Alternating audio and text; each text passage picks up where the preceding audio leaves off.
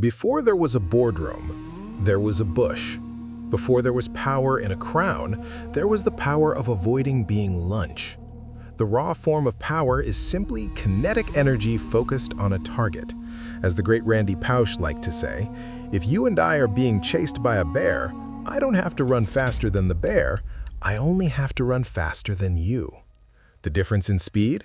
That is the first recorded unit of power in the world. That is the power of pushing off one's mortality onto someone else.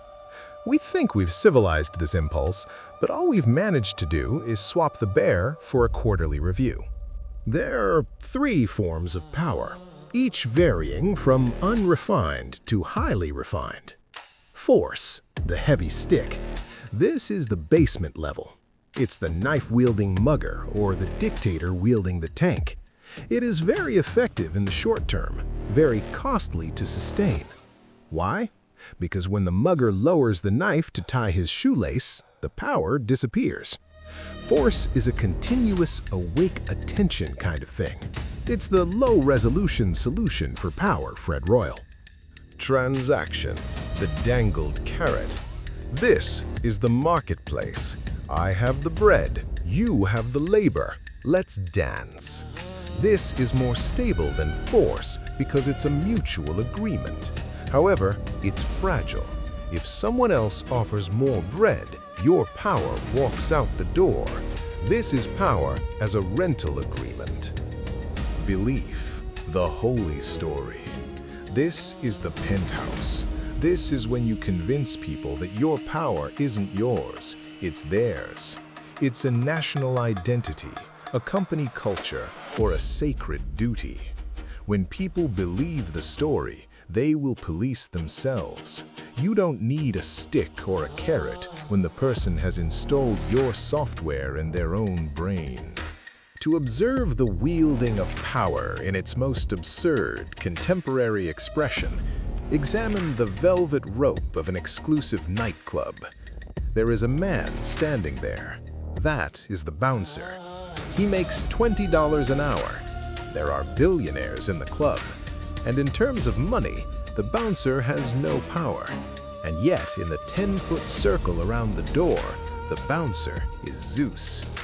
He practices artificial scarcity. Even if the night is empty, he keeps the line long. Why? Because the power is not in the music, but in the rejection. Those in line are participating in a submission ritual. They are dressing up, being proper, paying a bribe to a guy whom they wouldn't notice in a supermarket. The lesson? The source of power may be controlling a bottleneck. Disregard how much money you have in the bank if you have control of either the door or airlock or Wi-Fi password. You are gravity. There's this pernicious myth that the guy at the top of the pyramid is the freest. In reality, such a person is usually the most paralyzed. That's the equation of constraints. Let P be power and E be expectations. As your power increases, the number of people you must satisfy in order to retain that power increases exponentially. A hermit who lives in a cave has zero power but 100% freedom. The CEO has enormous power but can't even decide what color of tie to wear without a PR team focusing on the optics. It is thousands of hands reaching up to support it that keep the person on the throne.